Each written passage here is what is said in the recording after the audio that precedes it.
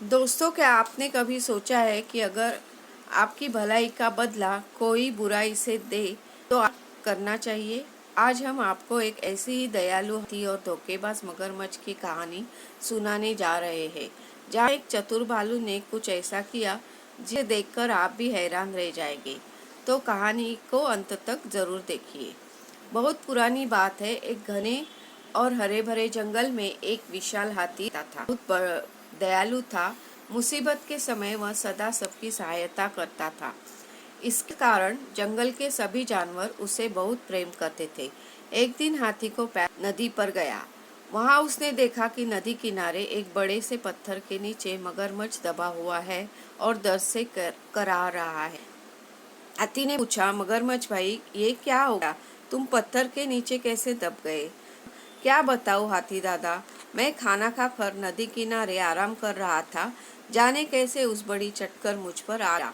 बहुत दर्द हो रहा है, मेरी मदद करो। इस पर पत्थर हटा दो और मैं जिंदगी भर तुम्हारा एहसास मंदिस। इससे उस पर दया आई, लेकिन उसे डर भी था कि कहीं मगरमच्छ उस पर हमला न करे। इसलिए अच्छा, देखो, मैं तुम्हारी मदद कर दूं, लेकिन वादा करो कि तुम मुझ पर हमला नहीं करोगे। मैं वादा करता हूँ, मगरमच्छ बोला। हाथी मगरमच्छ के पास गया और उसकी पीठ से भारी पत्थर हटा दिया, लेकिन पत्थर हटते ही धूर्त मगरमच्छ ने हाथी के पैर को अपने जबड़े में दबा लिया। हाथी कराह उठा और बोला, ये क्या भाई, ये तो धोखा है। तुमने तो वादा किया था। लेकिन मगरमच्छ ने हाथी को पैर नहीं छोड़ा। हाथी दर्द से चीखने लगा। कुछ देर के नीचे एक भालू आराम कर रहा था।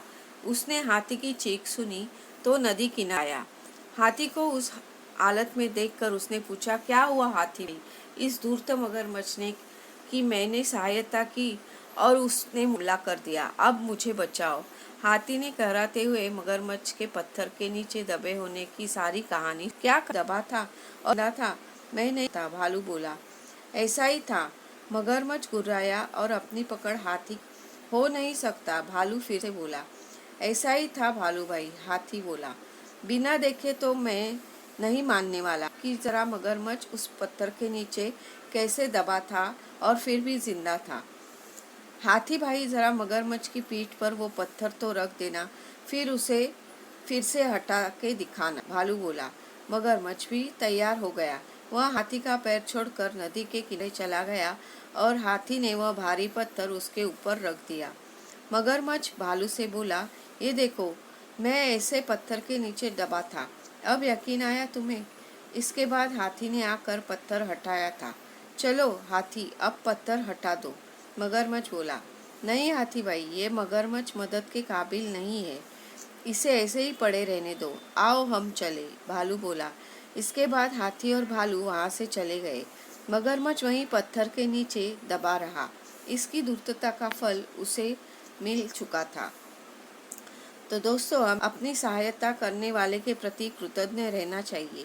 बुद्धिमानी से किसी के मुसीबत से निकला जा सकता है। दोस्तों, अगर इस कहानी से आपके भी दिल को छुआ है तो इसे अपने परिवार, दोस्तों और आपके साथ जरूर शेयर कीजिए।